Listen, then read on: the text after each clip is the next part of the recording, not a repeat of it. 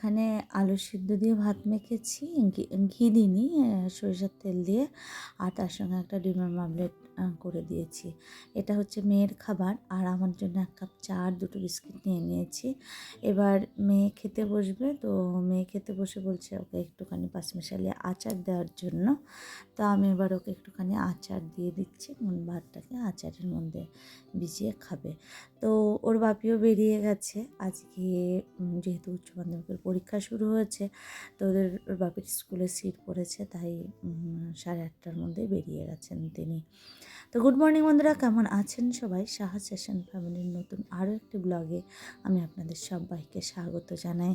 তো আজ হচ্ছে শুক্রবার, তো বললামই উচ্চ মাধ্যমিক পরীক্ষা। তো যেসব ছাত্রছাত্রীরা এবার উচ্চ মাধ্যমিক পরীক্ষা দিচ্ছে তাদেরকে সবাইকে আমার প্রাণঢালা শুভেচ্ছা। সবাই ভালো মতো পরীক্ষা দাও এবং তোমাদের সফলতার পথের আরও এক ধাপ এগিয়ে যাও, এই কামনা করছি। তো এখন মেয়েকে নিয়ে বেরিয়ে পড়লাম, আমি ওকে দিতে যাচ্ছি হলো নাচের স্কুলে। তো ওর বাপি বাড়ি থাকলে বা এই সময় ক্লাস থাকলে ওর বাপি নিয়ে যায়। তো আজকে যেহেতু থাকবে না, আজকে আমার একটুখানি প্রেশারটা বেশি পড়ে যাবে। তো মেয়েকে দিয়ে আমি আবার এই রাস্তা দিয়েই ফিরছি। তো যাওয়ার সময় আমি দেখে গেছিলাম যে এখানে যে সজনে গাছটা দেখুন চারা গাছে ফুল হয়ে রয়েছে, তো 2-3জন লোক কুড়োচ্ছিল।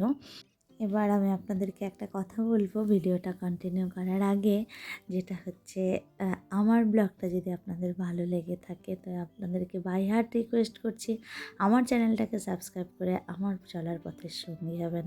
বিশ্বাস করুন, আপনাদের আমার চ্যানেলকে সাবস্ক্রাইব করতে বা কমেন্ট করতে বা লাইক করতে আপনাদের কোনো পয়সা নষ্ট হবে না। তো জোর করব না, রিকোয়েস্ট করছি। আর আপনারা আমার চ্যানেলকে সাবস্ক্রাইব করলে আমার ভালো লাগবে, আমার এগিয়ে চলার পথটা সহজ হবে। তো ঠিক আছে, চলুন এবার ভিডিওটা কন্টিনিউ করি। তো এই রাস্তা দিয়েই ফিরছিলাম। এই রাস্তায় মেনলি লোকজন খুব একটা থাকে না।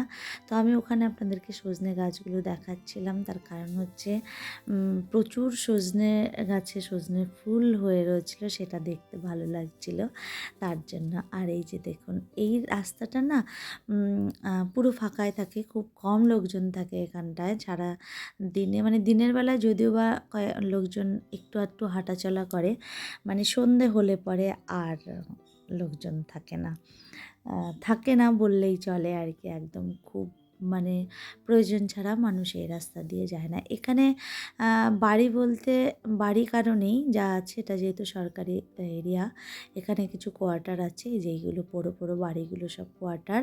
একটা সময় ছিল এখানে সব কোয়ার্টারে লোক থাকতো।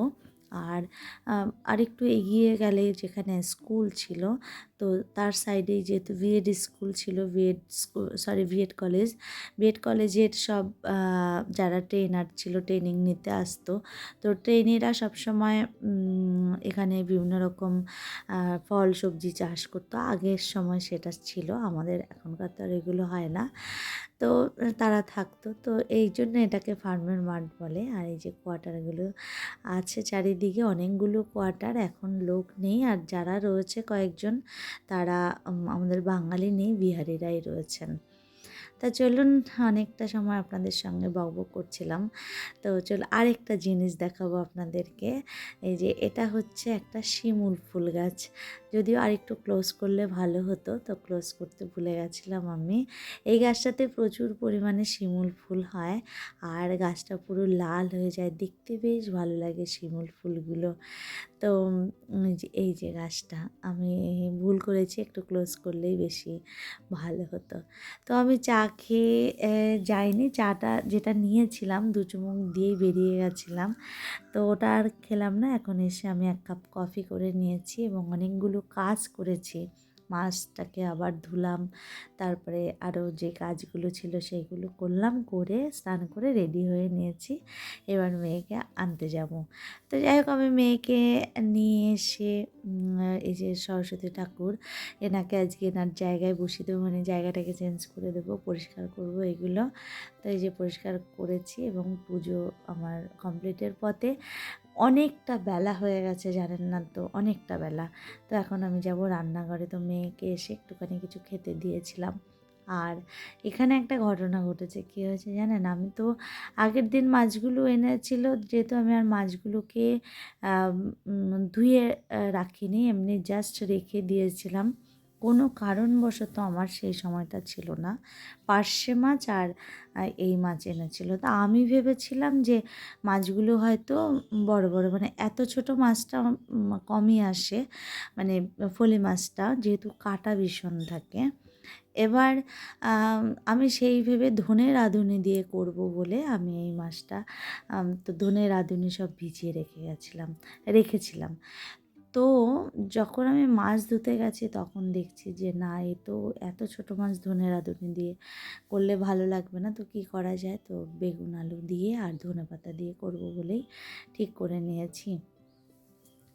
তো বেগুন আলু দিয়ে এই মাছ তো আমি করতে দিয়েছি, বাট এখন আরেকটা টেনশন আমার মধ্যে কাজ করছে, যেটা হচ্ছে মেয়ে ভাত খাবে কী দিয়ে। কারণ মেয়ে তো এই এত ছোট মাছ ও খেতেই পারবে না, কাঁটা যেহেতু প্রচুর কাঁটা থাকে এই মাছে। তবুও মাথার দিকটাতে একটু কম থাকে, বেছে দিলে খেতে পারবে, কিন্তু তো মুশকিল হয়ে যাবে এখন যদি বলে যে আমি খাবো না। তো কিছু করার নেই, আমি এখন মোটামুটি রান্না আমার কমপ্লিট হয়ে গেছে। আমি হচ্ছে লাউ চিংড়ি করেছি, আর তার সাথে ওই মাছটা, ফলি মাছটা করে নিয়েছি, আর তার সঙ্গে করে নিয়েছিলাম একটুখানি সালাড। সরি, শসাও ছিল না, পেঁয়াজ, টমেটো, কাঁচা লঙ্কা, ধনেপাতা কেটে আমি সালাডটা করে নিয়েছিলাম। তা চলুন আমরা আজকের খাবারটা খেয়ে নিয়ে আবার বিকেলে আপনাদের সঙ্গে দেখা করছি।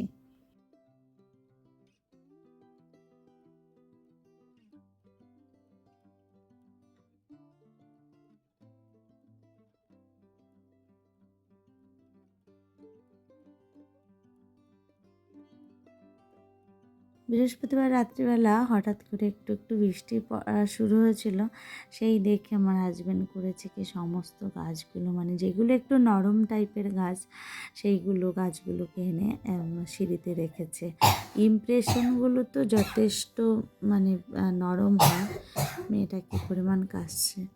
তো সেই জন্য আবার এখানে রেখে দিয়েছে। আর এই যে জিনেগুলো, সব ফুলগুলো ফুটছে, তো আমার একটুখানি ভালো লাগছিলো সিঁড়িটা দেখতে।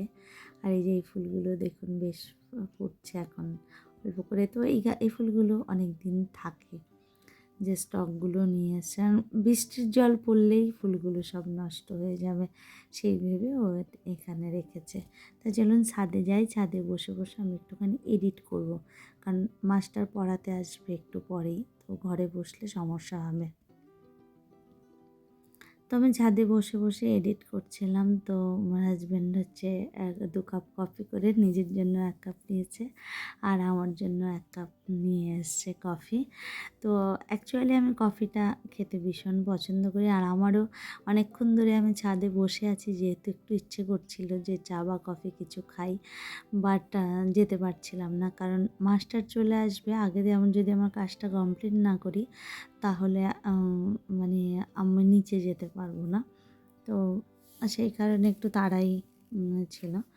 তো যাই হোক, তাই আর আমি যাইনি, বা ওকে আমি ডাকিও নি, কিন্তু দেখলাম ও কফিটা নিয়ে এসছে, বেশ ভালো লাগলো। আর এখন না একটা সমস্যা হয়েছে, আগে খুব গরম চা, গরম কফি এগুলো খেতে পারতাম, বাট এখন দেখছি যে না, গরমটা খেতে যেন একটু সমস্যা হয়, তার জন্য খাই না। আর আজকের কফিতে একটু চিনি দিয়েছে, তো ভাল লাগছে না খেতে। কফিতে আমার মনে হয় চিনি দিলে কফির টেস্টটাই নষ্ট হয়ে যায়।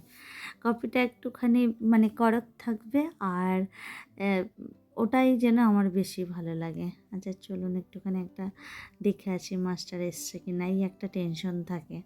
মেয়ে নিচে বসে বসে পড়ছে, এই যে না, এখনও মাস্টার আসেনি। তো আমার কাজ কমপ্লিট করে নিচে চলে এসেছি, আর এই যে মেয়ে হচ্ছে এখনও পড়ছে, কারণ একজন টিচার চলে গেছেন, ইনি এখন একটু পরে আবার যাবেন আরেকজন টিচারের কাছে। আর আমার বাপি যখন বেরোচ্ছিল তখন বলেছিলাম যে আমি তো ছাদেই রয়েছি, তো টিফিন করতে পারবো না, তুমি একটু কিছু টিফিন নিয়ে এসো। তো হচ্ছে চাউমিন নিয়ে এসছে, তা চলুন আগে ওকে খেতে দিই। তো আমি যখন একটুখানি গুনগুন করি বা যাই হোক কিছু করার চেষ্টা করি, আমি নিজের সঙ্গে বাঁচি। তো মেয়ে হচ্ছে বলছে, "তুমি বকবক করো না, আমার লেখাটায় সমস্যা হচ্ছে।" তো এই যে ওকে চাউমিনটা সার্ভ করে দিয়েছি। তো বলছি, "আগে খেয়ে নে।" বলছে, "না, আগে লেখাটা কমপ্লিট করে নি, কারণ স্যার পাঠিয়েছে সেটা মানে তোলা হয়নি এখনও, তাহলে স্যার বকবেন।" তো ওই কারণে এখন তুলছে। আর এই যে এখন বলছে যে আমাকে চপস্টিক্স দাও, আমি না হলে খেতে সমস্যা হবে, মানে চামচের থেকে চপস্টিক দিয়ে খেতে বেশি পছন্দ করে। আর আজকে কদিন ধরে সমস্ত জামা কাপড়গুলোকে আমি মানে ধুয়ে ধুয়ে রাখছি চেয়ারে চেয়ারে, বাট এগুলো মানে তোলা হচ্ছিল না। তাই আজকে মেয়ে চলে যাওয়ার পর থেকে আমি এর পেছনে লেগেছি। তা ওই ঘরে কিছুটা করে আবার এই ঘরে আসলাম, মানে জামা কাপড় যেগুলো তোলার এবং ফেলে যেগুলো বাতিল হয়ে যাবে সেগুলো ফেলে দেবো, এরকম একটা ধ্যান ধারণা নিয়ে। এই যে দেখুন, এই খাটেরও এই অবস্থা। আর এই যে ম্যাডাম চলে এসছে এখন, 11:15 বাজে, জামাটাও ছাড়লো না, এই যে পুতুল নিয়ে শুয়ে পড়লো, মোবাইল পুতুল সব একসঙ্গে করে নিয়ে শুয়ে পড়েছে। এবার আমি ওর বাপিকে বললাম কি, চলো ওই ঘরের আলমারি দুটোকে একটুখানি চেঞ্জ করে নিই, জায়গাটা একটু সমস্যা হচ্ছে।